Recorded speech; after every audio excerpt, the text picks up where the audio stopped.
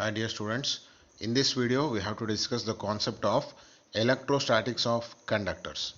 Already in our lower classes we studied the concepts of conductors, insulators, semiconductors, right? So conductors are the substances which allow the charges to flow through them. So they are allowing the charges to flow through them. But here we are studying electrostatics of conductors. That means the charges must be at rest, then only we can call it as electrostatic. So to keep the charges at rest in conductors, we have to attain some equilibrium conditions. So let us try to understand that. When a conductor is placed in an external electric field, we are going to keep that conductor in the external electric field. Momentarily flow of charges, that is nothing but the free electrons in the conductor will takes place. Once the flow of charges stops, the flow of charges is stopping. Now we can say the conductor is said to be in electrostatic equilibrium. Under the conditions of electrostatic equilibrium, the conductor is having some of the following properties. Just we have to remember these properties of conductors under electrostatic equilibrium condition. Focus on the first one. Electric field is zero inside the conductor. So the first property of that conductor under the electrostatic equilibrium condition is that electric field is zero inside the conductor. As you are observing the second one, at the surface of charged conductor, electric field must be normal to the surface at every point. Electric field must be normal. Yes, further the third one, in a charged conductor, excess charges resides only on the surface in static situation. So the charges only resides on the surface of the charged conductor. They won't present inside the conductor. No excess charge is present inside the conductor. Third property. And the fourth property, electrostatic potential is constant throughout the volume of the conductor and is equal to the value at its surface. So if we consider conductor, the electric potential throughout its volume remains the same and it will be same as that on the surface. We can understand this with the further discussions. And the next property, electric field at the surface of a charged conductor E is equals to sigma by epsilon naught into n cap, where sigma is the surface charge density and n cap is the unit vector along the direction of the electric field. The sixth one, consider a charged conductor with cavity. So we are going to have the charged conductor with cavity. We can observe that in the diagram. The electric field inside the cavity is always zero. Yes, obviously, because electric field, the charges present on the surface, no charges are present inside the conductor. So there will be no field inside the charged conductor. So the cavity is not associated with any electric field. This is known as electrostatic shielding. That means that cavity is protected from outer electric field. That we are using it as a electrostatic shielding. So any cavity in an conductor remains shielded from outside electric influence. The effect can be made use of the protecting sensitive instruments from outside electric influence, and it is called electrostatic shielding. So in that cavity, if we are going to have the sensitive instruments, they can be protected because of the outer electric field. Yes, let us try to understand the properties. So here we are observing the first one, that is the net electric field inside the conductor is 0. The net electric field inside the conductor is 0. Yes, in the first diagram, we have the slab ABCD placed in the external electric field. Initially we have the conductor and that must be kept in an external electric field. So free electrons move in the opposite direction of the applied electric field. So here we are observing the field direction like this. So if this is a field direction, we can expect positive charge this side. So electrons will be get attracted towards the opposite charge, right? So the electrons starts to move in the opposite direction of the applied electric field. As a result, negative charge is induced on the end AD. So on this end AD, all the electrons they are going to move against that applied electric field, and that end AD is going to possess the entire negative charge. And because of induction, equal opposite charges, that is positive charges, will be present on the side BC. So because of induction, the positive charges will be present on the side BC. So if we observe inside the conductor, we know that electric field will be from positive to negative. So outside, this is the direction of electric field, but inside, due to the arrangement of the charges, the field will be from positive to negative. That means the inside electric field is opposite to that of the applied external electric field. Inside the block, there will be the field called inside electric field opposite to the applied external field. This process of that arrangement of charges continues till the inside electric field becomes equal to that of the applied external electric field. Since because of opposite direction they will get cancelled, hence the net electric field inside the conductor will become 0, because inside the electric field is opposite to the applied external electric field. Next, yes, the net charge inside the conductor is 0, or the charges resides only on the surface of the conductor. This is one of the property, right? The charges resides only on the surface of the conductor. So here we have to recall the concepts of that Gauss law in electrostatics, as well as the concepts of the flux. Flux is nothing but the product of that electric field and that cross sectional area. So phi stands for flux. By the general definition, phi is equals to E into A. Phi is equals to E into A. So by Gauss theorem, we can write phi is equals to Q by epsilon naught. We are using the Gauss law. Then we already know that inside the conductor electric field will be 0. That is the first property, right? So E into A is equals to Q by epsilon naught, and inside the conductor E is equals to 0. Therefore Q will be equal to 0. That means inside the conductor there will be no charges. So charges resides only on the surface. Yes, electric field lines on the surface or just outside the charged conductor is normal to the conductor at every point. This is very simple.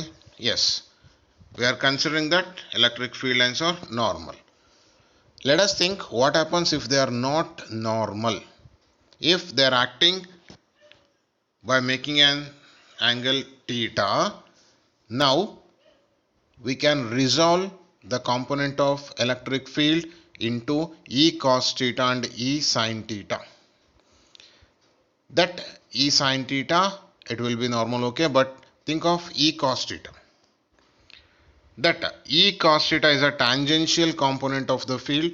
The tangential component causes flow of charges, but we are observing clearly that electrostatic, it is under equilibrium condition. There will be no flow of charges in electrostatic equilibrium condition. Thus, there will be no E cos theta. That means the electric field is not resolved into its constituents. Hence, it must be normal to the surface. Yes. Electric potential is constant everywhere inside the conductor is same as that on the surface of the conductor. In a simple way we can understand this. Consider a charged conductor, and already we came to know that charges resides on the surface. So in order to bring one more charge from infinity onto the surface, we have to do some work. But to bring that from surface to inside, no need to do any work, because inside there is no charge, means there will be no opposition. That means we have to do work up to the surface, and to bring the charge inside, no need of doing any work. Therefore, work done is equal to the work done to bring that onto the surface. Therefore, potential at all the points inside, that means on its entire volume, will be same, and that must be equal to work done onto the surface. And in another way also we can understand that we have the important relation between electric field and potential. E is equals to minus dV by dr, and here E is equals to 0. Inside we already know that electric field will be 0. Therefore, dV by dr is equals to 0. So, differentiation of constant will be 0. As we are getting here dV by dr is equals to 0, we are considering V is constant. That means potential remains constant. Yes. Conductors exhibit the property of electrostatic shielding. Just focus on the definition. Already we studied the concept of that electrostatic shielding with a diagram. The electric field inside the cavity of a conductor is 0 and it remains shielded, means protected from outer electric field. This is known as electrostatic shielding. Yes, now we have to move on to the concepts of dielectrics and polarization. Dielectrics are non-conducting substances and they have no charge carriers. Dielectric means they are non-conducting, so they will not carry any charge carriers. There are two types of dielectrics. As we already know, the polar molecules and non-polar molecules. In the same way, here we are going to observe the polar dielectrics as well as non-polar dielectrics. Non-polar dielectrics. In non-polar dielectrics, the molecules are non-polar. See, non-polar means the centers will coincide, hence there is no separation, so they won't possess any kind of dipole moment. In non-polar dielectrics, the molecules are non-polar, therefore they have no permanent dipole moment. So examples we have oxygen, hydrogen, carbon dioxide and etc. are non-polar molecules. And polar dielectrics. In polar dielectrics, the molecules are polar. Polar means they have separation between the centers, so they possess permanent dipole moment. The molecules are polar, therefore they have permanent dipole moment. Example H2O, HCl. So these are polar molecules. In polar dielectrics, the dipoles are oriented in random direction, therefore net dipole moment is 0. Yes, here we can understand here. See, this is the representation of non-polar molecules as well as the polar molecules. Very important thing, in the absence of electric field, E is equals to 0. So here the dipole moment will be 0, but here there is dipole moment because of the orientation in different directions. The net dipole moment becomes 0. This is a representation in the absence of electric field. Yes, just observe this arrangement of, first let us focus on polar molecules. So here they have some separation, so they are considered to be the polar molecules. arrangement of polar molecules in the absence of electric field. In the absence of electric field.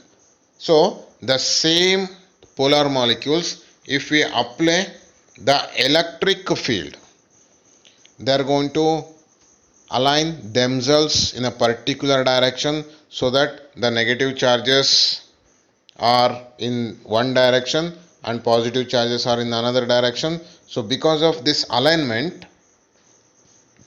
the total dipole moment they are going to possess.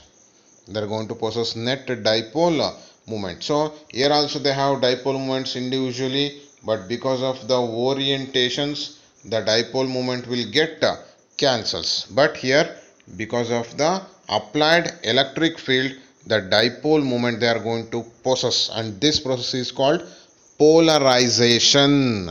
That means initially they are having zero dipole moment, but due to the application of the electric field, they are going to possess net dipole moment, and this phenomenon is called as polarization. So here also we can observe the non-polar molecules. Yes, here we have the non-polar molecules. So they don't have any dipole moment, but due to the application of the electric field, they are going to have some repulsive force as well as attractive force, and they are going to align themselves in a particular alignment, and due to that particular alignment they are also going to possess a net dipole moment. So they become polarized.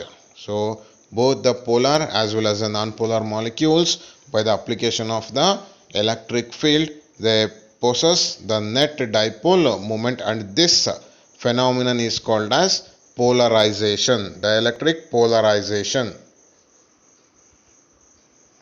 Yes, dielectric polarization is a phenomenon in which a dielectric slab, either it may be polar or non-polar, acquires a net dipole moment when placed in an external electric field. Due to applied electric field, they are going to possess net dipole moment, and this process is called dielectric polarization. And the dipole moment per unit volume of a dielectric slab, for that given slab, if we consider the dipole moment per unit volume, that must be called as polarization vector, and the direction of that net dipole moment is the same direction as that of the electric field. Yes, we have to understand the concepts of dielectric strength. See, dielectric means they are not going to conduct or they are not going to allow the charges to flow. But if we apply the strong electric field, the dielectrics becomes conductors, and that is we are going to study or we are going to observe clearly. Yes, let us go through the statement what they have given. When a dielectric slab is placed in an electric field, it gets polarized. Already we observed that. That is, molecules get stretched as the applied field increases. As the applied field increases. So minus plus, this is the direction. As we increase the strength of the applied electric field, the separation goes on increases. The separation goes on increases. At a particular value of the field, electrons get detached from their molecules and they become free to move. That is nothing but they become free electrons. So this is detached and it becomes free. So in dielectrics also we are going to have the free electrons. Now the dielectric behave as a conductor. This is known as dielectric break.